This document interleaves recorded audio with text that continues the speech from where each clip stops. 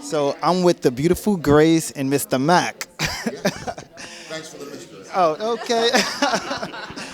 So how hard is it to get into character, especially you two, because you two are rivals on the show? How hard is it to get into character? Oh, I wouldn't say it's hard at all. When you have people who come to play and you have characters drawn that are so rich, all you have to do is, well, you do the homework, but then you show up and the sparks fly in their own. When people are on their game and they've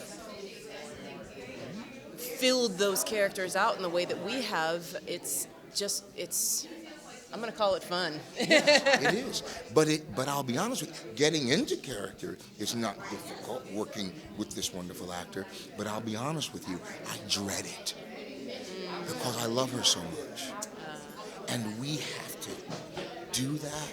Sometimes on days when we have to do that, I don't even want to come to work, man. I just dread it because I dread having to step into the life of this character who is just so brutal to her. You know what I mean? And so, yeah, it's weird. You play your character so well. So when you're offset, how do you handle the negative feedback? But see, I don't get what's crazy is I don't get it. I mean, people, stop, they get excited, they smile. I mean, thank goodness they can separate the character, you know what I mean, from the actor. And as I was mentioning in the larger room, sometimes that bugs me. Sometimes it bugs me because, as I say, this guy is out here walking around. So sometimes I feel like they don't take the character seriously enough as it perhaps relates to their own community, their own church, their own home. And certainly I don't want anybody to hit me out on the street, but I think I would maybe like folks to take him a little more seriously, because he's real. He's not a villain from Mars. Isn't it like a theme park ride? Yes. So you're that strong backbone that every family needs. So once you're offset, does your family turn to you to fight for them? Yeah, I guess so. I do have that strong engine like Grace has, but I don't know. I guess so. Yeah. Yes. What do you love best about playing Grace? What I love best about her. She is unrelenting, but even in her drive to find truth, to turn over tables, to make justice happen, there is a fine line between vengeance and justice. And I think she's realizing one of my favorite things is when she has to deal with the consequences of all those things that she's turned over the tables on, the things that she's brought to light. It's not black and white. And she must turn inward as well. For an actor, that's a great gift to have a character that's not just this. She is up, down, inside out, and examining and dealing with her own issues and her own lack and problems. And I love that she never gets there. People don't know, but as far as when you play a character, whether the character is a villain, there's always a positive and a negative side of playing that particular character. So as far as Mac is concerned, what's the positive and negative as far as your character is concerned? The writers and the producers have been very generous in sort of displaying Mac's humanity toward his father. He loves Lady Mac. Maybe a little too much, but you know what I mean? He absolutely loves her. He loves his family. One of the things in the second season, because Uncle Mac is estranged from the family because he's been exposed, he's not spending time with the family. Well, GregAlan, as a result, is sort of estranged from his actor family. And I have been experiencing that loneliness because I miss, because I'm not in scenes with folks and things like that. So, you get to see Mac's humanity, but again, that's because that's what's been given us to the writers' room, and you don't often get that. Most often the bad guy is just bad, But you do see that he loves his family, he loves his father, and you know what? He's a Christian.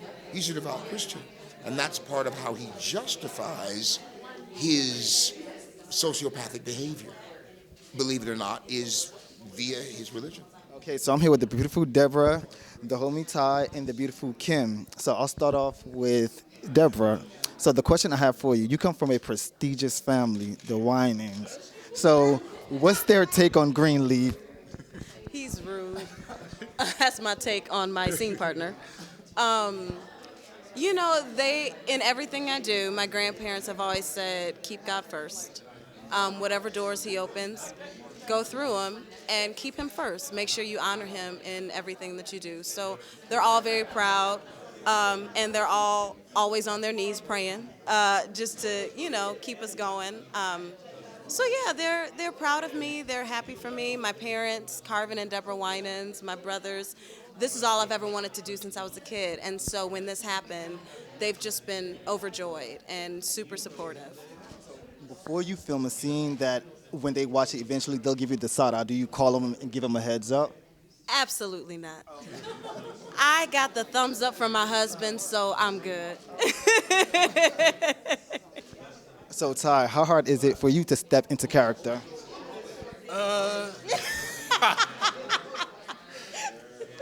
The Kevin character carries challenges, man. But at the end of the day, I like to think of myself as an artist. So I operate specifically with him from a place of empathy. Although I may not relate to him on a personal level, I can see the struggle when it's on the page, and I can see through, most of my scenes are with her, so it makes it so easy. We discover things and we find amazing places to make our relationship real, to make Kevin so real. And the fact that he exists, and this is not like some guy twirling a mustache is just evil for the sake of being evil.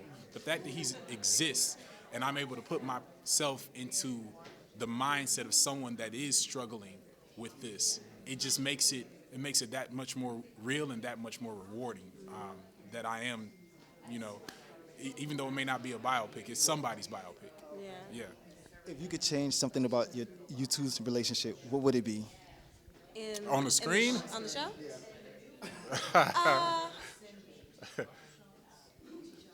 I think that they would really fight. I think that what was beautiful to me about last season was when he confessed to me, he hadn't cheated. And it was, I need you to know everything that's going on with me. And I think that when spouses can operate from that place of total honesty, there's room to grow. You saw the love that they had for each other, and I think ultimately those two people would fight for each other. I think it was really great to see a man who decided to take his integrity and his vows that he made to his wife before God more serious than going off and fulfilling some sort of lust that he may be having at the moment. And so I think that was beautiful to show that a man of integrity and character, a man who cared about his vows, who really loved his wife and just doesn't understand what these other feelings are and how to get through them. And so I think that they would fight. Kim. The definition of a ride or die. So as far as you and your husband are concerned on set, how hard is it to play a character where he's cheating and you're fighting to justify it? Not justify it, but you have his back. That definitely was a challenge for me personally because I don't think I would put up with that in real life. I mean, those are usually my deal breakers. You got a couple of deal breakers, and like abuse is one, cheating is one, lying. But like I said earlier, I had to learn how to live in the gray area. I think they have built something together. They have children. It's not so black and white. Leaving is not so easy. And in my backstory for my character, I don't think this is the first time that he's done it.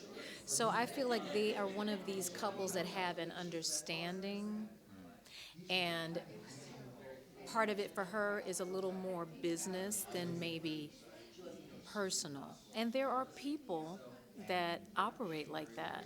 So I had to incorporate a little bit of that mentality and try to get to understand how someone could, operate like that. You play your character so well, so I'm sure once you're offset and you're, say, at the grocery store, someone walks up to you, why are you defending him? How would you handle a situation like that? My paycheck's always cash. And I don't think anybody can argue with that. So, no, but seriously. Obviously, nobody has ever said that. They just want to take a picture with me and tell me they love the show. And like I said, when I talk to my fans on Facebook or Twitter, I just explain to them that everything is not gray and white. And when you guys came into the show last season, you came in at a heightened point in my relationship with my husband's character. You didn't get all the backstory. So it's easy to judge, but you don't know the whole story. So don't be so fast to judge why Carissa's hanging tight. And thank you so much, guys.